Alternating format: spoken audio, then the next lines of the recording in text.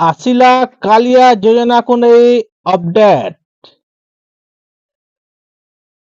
ଓଡ଼ିଶାରେ ବିଜେପି ସରକାର ଗଠନ ହେବା ପରେ ଚର୍ଚ୍ଚାରେ ଥିଲା କାଳିଆ ଯୋଜନା। ନବୀନ ପଟ୍ଟନାୟକ ଲାଗୁ କରିଥିବା ଏହି ଯୋଜନା ବନ୍ଦ ହୋଇଯିବ କି ବୋଲି ଲୋକଙ୍କ ମନରେ କୋକୁଆ ଭୟ ଖେଳି ଯାଇଥିଲା।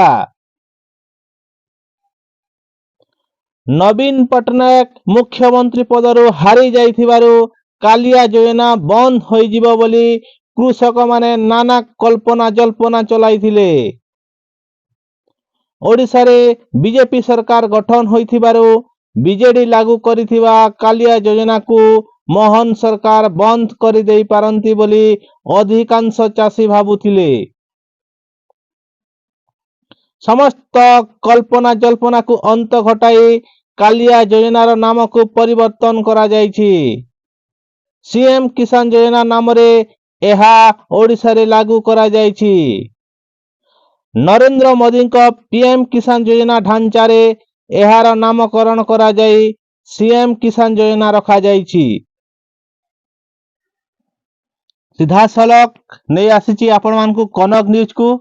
ଦେଖନ୍ତୁ ବାହାରିଛି ପେପରରେ, ବଦଳିଲା କାଳିଆ ଯୋଜନାର ନାମ। କାଳିଆ ଯୋଜନା ହେଲା ସିଏମ କିଷାନ ଯୋଜନା। ଜାଣନ୍ତୁ ବଜେଟରେ ସରକାର କଲେ କେତେ ଟଙ୍କା ବ୍ୟୟବରାଦ। ଦେଖନ୍ତୁ କାଳିଆ ବଦଳିଲା, ସିଏମ କିଷାନ ହେଲା।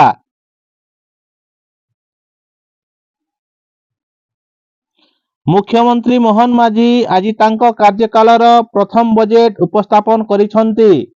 ଚଳିତ ବଜେଟ୍ ମୋଟ 2,65,000 କୋଟି ଟଙ୍କା ରହିଛି।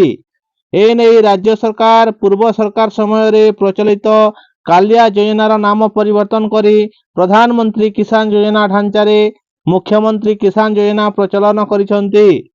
ଚଳିତ ବଜେଟରେ ରାଜ୍ୟ ସରକାର ମୁଖ୍ୟମନ୍ତ୍ରୀ କିଷାନ ଯୋଜନା ପାଇଁ 1935 କୋଟି ଟଙ୍କାର ବ୍ୟୟବରାଦ କରିଛନ୍ତି।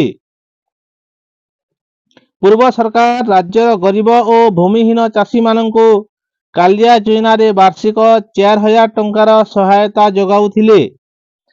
ଏବେ ବିଜେପି ସରକାର ଏହି ଯୋଜନାର ନାମ ପରିବର୍ତ୍ତନ କରି ମୁଖ୍ୟମନ୍ତ୍ରୀ କିଷାନ ଯୋଜନା କରିଥିବା ବେଳେ ଏହାର ବଜେଟ୍ ପରିମାଣ ମଧ୍ୟ ବୃଦ୍ଧି କରିଛନ୍ତି। ଏ ଥିଲା କାଳିଆ ଯୋଜନା ବିଷୟରେ ଅପଡେଟ୍। ଆପଣମାନଙ୍କୁ ଯଦି এই ଭିଡ଼ିଓଟି ଭଲ ଲାଗିଲା ନିଶ୍ଚିତ ଭାବରେ ଲାଇକ୍ ଏବଂ କମେଣ୍ଟ କରିବେ। ଯେଉଁମାନେ ଆମ ଚ୍ୟାନେଲକୁ ସବସ୍କ୍ରାଇବ୍ କରିନାହାନ୍ତି ସବସ୍କ୍ରାଇବ୍ କରିଦେବେ। ଧନ୍ୟବାଦ।